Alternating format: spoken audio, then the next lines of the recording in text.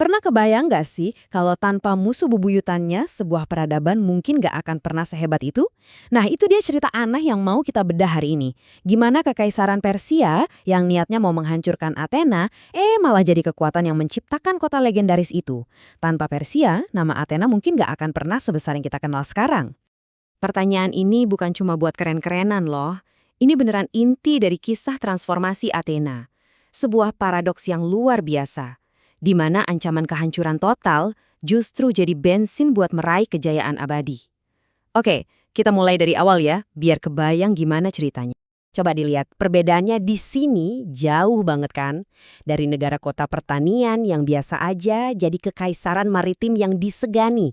Dari yang tadinya cuma kekuatan regional, jadi pusat peradaban barat. Gimana caranya loncatan drastis ini bisa terjadi? Percaya atau enggak, semuanya itu dipicu oleh satu hal, sebuah penghinaan pribadi. Kita sering mikir kalau perang zaman dulu itu ya karena rebutan wilayah. Tapi perang yang satu ini beda. Akar masalahnya bukan soal strategi geopolitik yang rumit, bukan. Tapi soal penghinaan yang membakar hati seorang kaisar. Ini soal harga diri dan balas dendam jadi kebijakan negara. Ironisnya, di awal-awal, Athena yang demokrasinya masih baru dan rapuh ini malah minta perlindungan ke Persia. Tapi kemudian mereka bikin satu keputusan yang ngubah segalanya. Dengan ngebantu pemberontak dan ngebakar Sardis, mereka itu bukan cuma nyerang wilayah Persia. Mereka seolah nampar muka Kaisar Darius I di depan seluruh kekaisarannya. Dan itu adalah kesalahan yang gak bakal pernah dia lupain. Katanya nih, si Darius saking marahnya, dia sampai nyuruh seorang pelayan buat bisikin kalimat ini. Tuan, ingatlah orang-orang Athena. Setiap kali dia makan malam. Bayangin coba, dendamnya sampai jadi ritual harian. Ini udah bukan politik lagi, ini obsesi. Obsesi yang bakal nentuin nasib dunia barat. Nah, dihadapkan sama raksasa kayak Persia, Athena punya dua pilihan, nyerah atau berubah total. Dan mereka milih yang kedua. Ancaman dari luar ini justru memicu revolusi dari dalam, mengubah cara mereka mikir dan berperang selamanya. Titik baliknya itu dimulai di dataran Marathon. Di sana pasukan warga Athena yang jumlahnya kalah jauh, malah bisa ngelakuin hal yang mustahil. Mereka ngancurin pasukan invasi Persia. Kemenangan ini lebih dari sekedar urusan militer. Ini tuh pembuktian ideologi. Untuk pertama kalinya, mereka buktiin kalau warga negara bebas yang berjuang buat tanah airnya itu bisa loh ngalahin tentara bayaran seorang kaisar.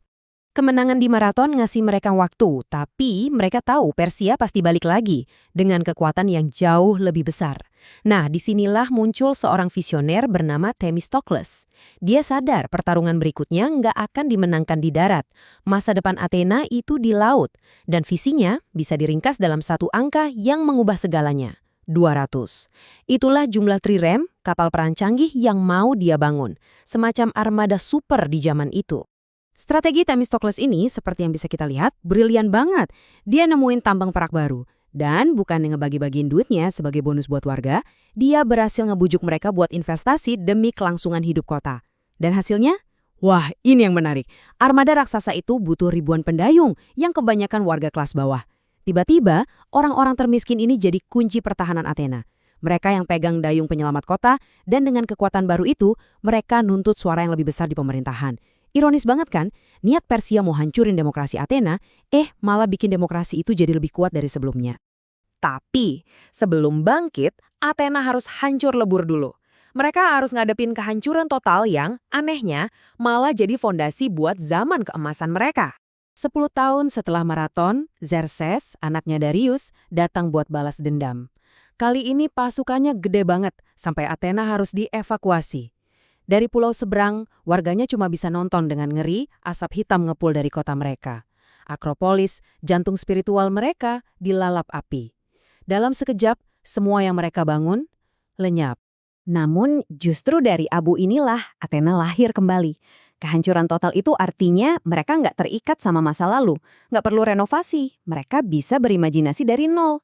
Tanpa sadar, Persia malah ngasih mereka hadiah terbesar, sebuah kanvas kosong buat melukis masa depan mereka yang gemilang. Nah, dari sinilah zaman keemasan Perikles dimulai. Dan coba lihat simbol utamanya, Parthenon, bangunan ikonik ini bukan cuma dibangun di Akropolis, dia dibangun persis di atas puing-puing kuil yang dihancurin Persia. Setiap pilar marmernya itu seolah-olah ngomong, kalian hancurkan kami, dan dari reruntuhan itu kami bangun sesuatu yang jauh lebih agung. Tapi, dananya dari mana buat semua kemegahan ini? Anehnya, jawabannya sekali lagi, ya Persia. Atau lebih tepatnya, rasa takut yang terus-menerus terhadap Persia.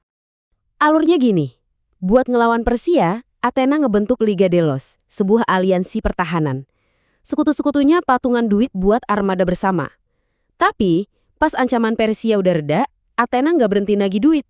Mereka ubah aliansi pelindung ini jadi semacam kekaisaran pemeras. Uang kas yang harusnya buat pertahanan dipindahin ke Athena dan dipakai secara Pericles buat proyek-proyek ambisiusnya. Jadi ya, ketakutan akan Persia secara harfiah yang bayarin pembangunan Parthenon, drama, dan filsafat. Mungkin ya, dampak terbesar Persia itu bukan kebangunan atau ekonomi Athena, tapi ke jiwa mereka. Persia ngasih Athena hadiah paling kuat, musuh bersama. Semacam cermin gelap buat mereka ngelihat diri mereka sendiri dengan cara mendefinisikan siapa yang bukan diri mereka. Coba deh lihat perbandingan ini. Athena mulai ngegambarin Persia sebagai kaum yang lain, bangsa yang emosional, suka kemewahan, dan tunduk sama satu tiran. Dengan nyiptain citra ini, mereka bisa mendefinisikan diri mereka sebagai kebalikannya, rasional, sederhana, dan yang paling penting bebas. Nah, inilah cetak biru dari apa yang nanti kita kenal sebagai identitas Barat. Dan cara berpikir kayak gini, warisannya panjang banget loh.